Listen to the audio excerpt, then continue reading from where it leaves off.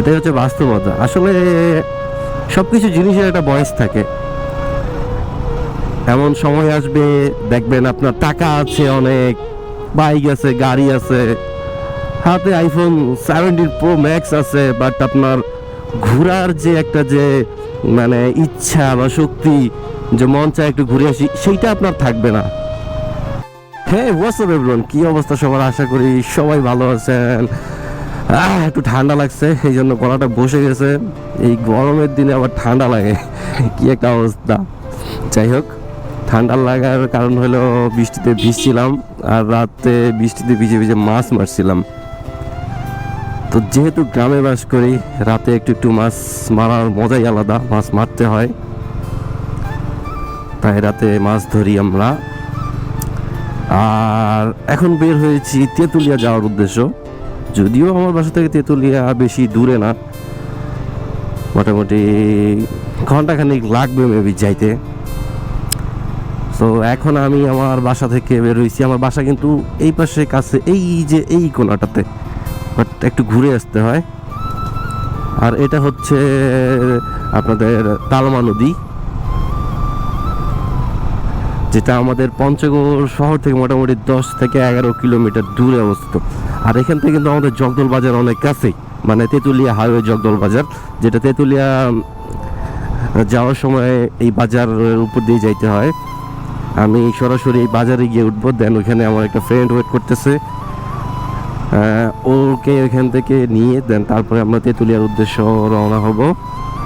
তো এখান থেকে জগদল বাজার যেতে আমার সময় লাগবে আর 5 থেকে 6 মিনিট। আমি আস্তে আস্তে যাচ্ছি। আর তেঁতুলিয়া যাওয়ার কারণ হইলো, আসলে অনেক দূর দূর থেকে অনেক পর্যটক আসে, বাট আমরা বাড়ির কাছে, মানে কথা গেছে না যে ঘরের গরু মানে দুয়ারে ঘাস খায় না, অনেক দূর দূর থেকে লোক আসে, অনেক পর্যটক আসে, বাট আমরা কাছে হওয়ার কারণে বেশি একটা মানে আমাদের যাওয়া হয় না, কারণ আমরা এগুলো দেখতে ঘুরতে অভ্যস্ত হয়ে গেছি। আমাদের মন চায় দূরে কোথাও যাইতে, বাট এটার অভাবে দূরে যাওয়া হয় না, কজ আমরা মধ্যবিত্ত। যাই হোক, টাকার কাছে লাইফে অনেক কিছুই হার মানে। আপনার টাকা আছে মানে আপনি পরিবারের একজন দায়িত্বশীল সন্তান, আপনার টাকা আছে মানে আপনার আত্মীয় স্বজনের কাছে আপনি সম্মানী ব্যক্তি, আপনার টাকা আছে, বাইক আছে মানে আপনার বন্ধু বান্ধবের কাছে আপনি প্রিয় বন্ধু, কলিজার দোস্ত। আপনার টাকা নাই, আপনি বালের বন্ধু। এটাই হচ্ছে বাস্তবতা। আসলে সবকিছু জিনিসের একটা বয়স থাকে। এমন সময় আসবে দেখবেন আপনার টাকা আছে অনেক, বাইক আছে, গাড়ি আছে, হাতে আইফোন 17 প্রো ম্যাক্স আছে, বাট আপনার ঘোরার যে একটা যে মানে ইচ্ছা বা শক্তি, যে মন চায় একটু ঘুরে আসি, সেইটা আপনার থাকবে না। এখন আপনার টাকা নাই, বাইক নাই, বাট ঘুরতে মন চায়, এখানে যাই ওখানে যাই, বাট টাকার অভাবে আপনি যাইতে পারতেছেন না। আপনার বাইক নাই, কোথাও মন চাইলে আপনি যাইতে পারতেছেন না। আসলে আমাদের বয়সটাই এরকম, যখন বন্ধু বান্ধব থাকে, টাকা পয়সা থাকে, তখন আমাদের ঘোরার ইচ্ছাটা থাকে না। আর যখন আমাদের ঘোরার ইচ্ছা থাকে, তখন দেখবেন টাকা নাই, পাশে কোনো বন্ধুও নাই। বা টাকা পয়সা হয়ে গেলে তখন বন্ধু বান্ধবের অভাব নাই, পরিচিত মানুষের অভাব নাই। আসলে এটাই রিয়েলিটি, এটাই বাস্তব। আসলে জীবনে বাঁচতে হলে টাকা মানে অনেক বেশি গুরুত্বপূর্ণ। আসলে কেমন জানি জীবনটা, এভাবেই কাটছে জীবন।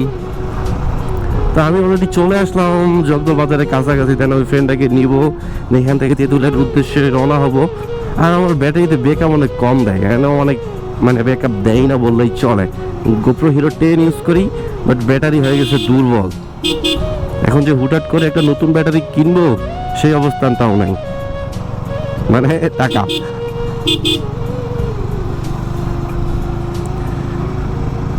এখন আমি আছি, এটা হচ্ছে বানিয়াপাড়া। এ রাস্তার অবস্থা ভাঙাচুরা, যাইতে হয়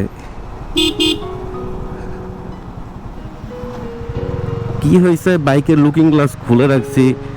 রিজন হলো নতুন লুকিং গ্লাস আমি অর্ডার করছি, সেটা আসছে অনেক দিন হলো, সেটা লাগানো হয় না।